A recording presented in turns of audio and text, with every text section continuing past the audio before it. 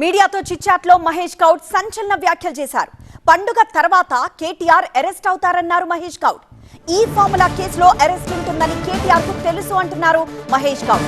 గత ప్రభుత్వంలో భారీ ఎత్తున ట్యాపింగ్ జరిగింది. వందల మంది ఫోన్లు ట్యాపింగ్ చేశారు. చేసిన తప్పులకు శిక్ష అనుభవించాల్సిందే అంటున్నారు మహేష్ గౌడ్. ట్యాపింగ్ వ్యవహారంలో చట్టబద్ధంగా వెళ్తున్నామన్నారు PCC chief.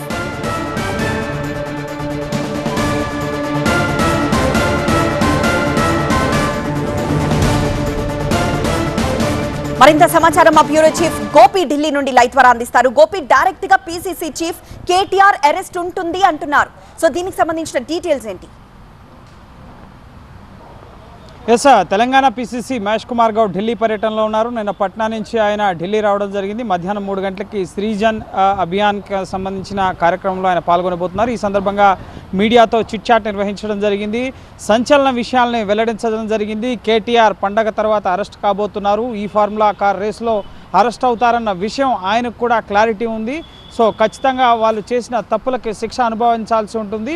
So KTR arrest కాబోతున్నారన్న విషయంతో పాటుగా కాళేశ్వరం అవినీతి, అలాగే ఫోన్ ట్యాపింగ్ల వ్యవహారం, వీటన్నిటికి సంబంధించిన కేసుల దర్యాప్తు చట్టబద్ధంగా జరుగుతుంది. కాళేశ్వరం దర్యాప్తు సిబిఐ ఆలస్యం చేస్తోంది. కిషన్ రెడ్డి 48 గంటల్లో ఇవ్వాలన్న దర్యాప్తు జరిపిస్తామని సిబిఐకి ఇస్తే ఆయన ఇప్పుడు మాట్లాడడం లేదు అని చెప్పి విమర్శించడం జరిగింది. అలాగే ఫోన్ ట్యాపింగ్ వ్యవహారంలో కూడా ఎన్నికలకు ముందు జరిగిన ఫోన్ ట్యాపింగ్ ఫలితాలు వచ్చిన తర్వాత టెలికాం సంస్థలు 14 రోజుల డేటాని మాత్రమే తమకు అందించడం జరిగింది. అంతకుముందు ఉన్న డేటా మొత్తాన్ని కూడా అరెస్ట్ చేశారు.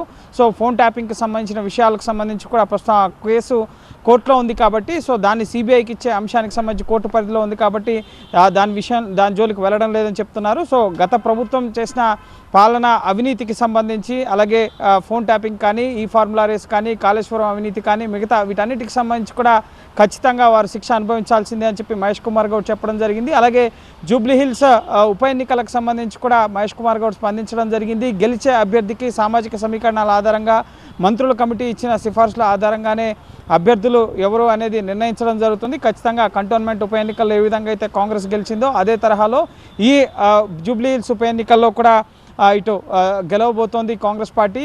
ఏడాది కాలంగా కాంగ్రెస్ ఏం అభివృద్ధి చేస్తుంది అనేది ప్రజలంతా కూడా చూస్తున్నారు. సో ఖచ్చితంగా జూబ్లీహిల్స్ ఉప ఎన్నికల్లో తామే గెలుస్తామన్న విషయాన్ని స్పష్టం చేస్తున్నారు. అలాగే డిపిసిసిల నియామకానికి సంబంధించి రాహుల్ గాంధీ అధ్యక్షతన జరిగే కార్యక్రమానికి సంబంధించి అబ్జర్వర్లు 22 మంది ఏఐసిసి పరిశీలకులను కూడా నియమించడం జరిగింది. సో వారు కూడా ఈ సమావేశానికి అటెండ్ అవుతారు. అలాగే ఏప్రిల్ 4వ తేదీన వారు రాష్ట్రంలో పర్యటించబోతున్నారు. సో ఓవరాల్గా పార్టీకి సంబంధించిన అంశాలు, అలాగే బీఆర్ఎస్కి సంబంధించిన అవినీతి అంశాలతో పాటుగా జూబ్లీహిల్స్ ఉప ఎన్నికలు, వీటన్నిటికి సంబంధించిన అంశాలపైన కూడా మహేష్ కుమార్ గౌడ్ తన చిట్చాట్లో మీడియా మిత్రులకి విషయాలను వెల్లడించడం జరిగింది. కేటీఆర్ అరెస్ట్ అంశం అనేది ప్రస్తుతం ప్రధానంగా చర్చనీయాంశంగా ఉంది. ఎస్ గోపి.